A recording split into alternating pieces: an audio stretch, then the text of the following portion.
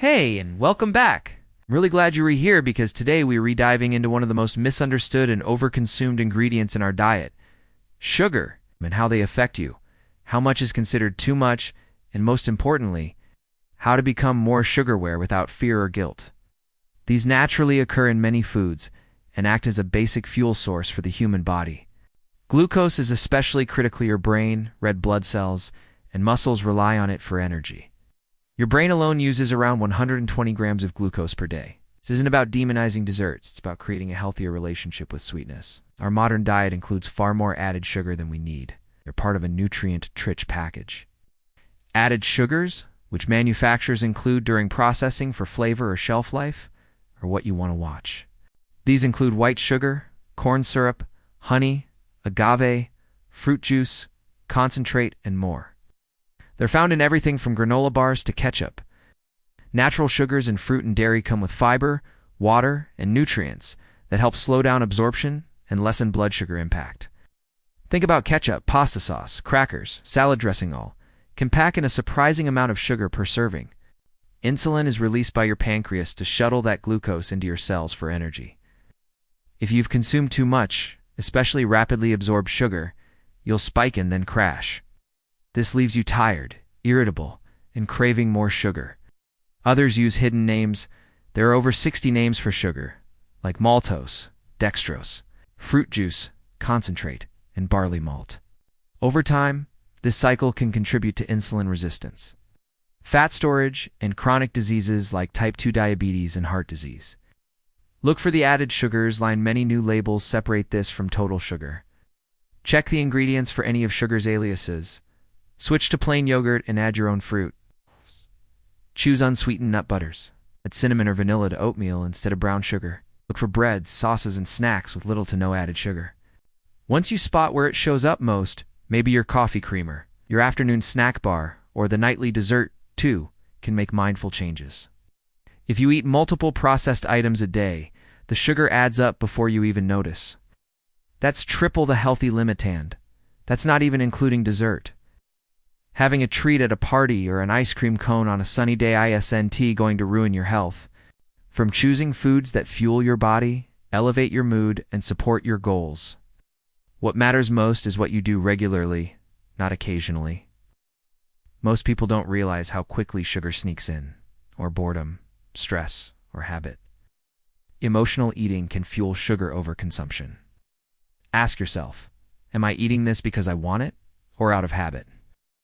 When you become intentional about your choices, sugar becomes something you control, not something that controls you. Practicing mindfulness helps you tune in and make intentional choices. In fact, allowing yourself those moments helps avoid binge-restrict cycles and fosters a healthier, more enjoyable relationship with food. Let's build those habits together, one decision, one meal, one mindful moment at a time. The sugar in fruit behaves differently than processed sugar. Whole fruits are protective and essential parts of a balanced diet. But added sugars in processed foods are stripped of these benefits, absorbed rapidly, and more likely to spike insulin and energy levels. It's naturally present in fruits and vegetables, but is more commonly consumed in refined forms like cane and beet sugar. These refined sugars are added to a wide range of products, candies, soft drinks, baked goods to enhance taste and texture.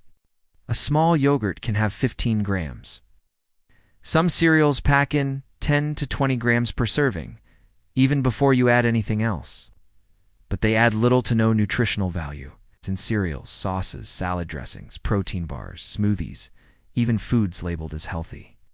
In whole foods, it's accompanied by fiber and nutrients that slow absorption.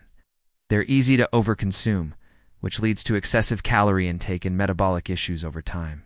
But when fructose is isolated and used in processed foods, especially in high-fructose corn syrup, it behaves differently. HFCS is a staple in many sodas and snacks because it's cheap and very sweet, but it contributes significantly to added sugar intake.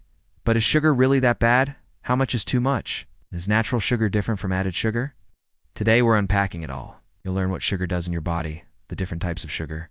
First, what is sugar? It's a simple carbohydrate made up of molecules like glucose, fructose, and sucrose. Sucrose or table sugar is a disaccharide composed of glucose and fructose. Fructose is naturally found in fruits, vegetables, and honey. The issue with added sugars, whether from sucrose or fructose, is that they bypass our natural satiety cues.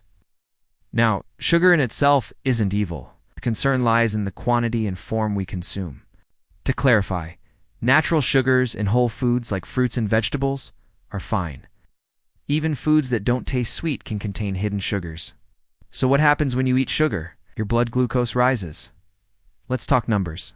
According to the World Health Organization and the American Heart Association, the daily added sugar limit should be no more than 25 grams for women, no more than 36 grams for men. To put it in perspective, 1 can of soda has about 39 grams of sugar already over the daily limit. You can easily hit 70 grams in a single day without realizing it. Cereal for breakfast, flavored yogurt mid-morning, a soda with lunch, and food labels don't always help. Some list sugar in grams without specifying what's added. So how do you take control without obsessing? It starts with awareness. Read nutrition labels. No need to cut everything out at once. Start small. And please don't fear fruit. Yes, it has natural sugar, but it's also packed with fiber, vitamins, and antioxidants. Also, pay attention to why you're eating sugar. Is it true hunger? Remember, this isn't about being perfect. It's about consistent, sustainable progress. If your usual routine includes balanced, mindful eating, your body can handle occasional indulgences just fine. The goal is to develop a conscious relationship with sugar, one that's based on awareness, not compulsion. And that's where true transformation happens. It's not from restriction, but from self-respect and self-awareness. So let's wrap this up with a few takeaways. Start reading labels to spot hidden sugar swap. High sugar products with whole food alternatives embrace fruit. If your friends stay mindful of emotional eating triggers, focus on overall patterns, not isolated indulgences. Thanks for spending time here.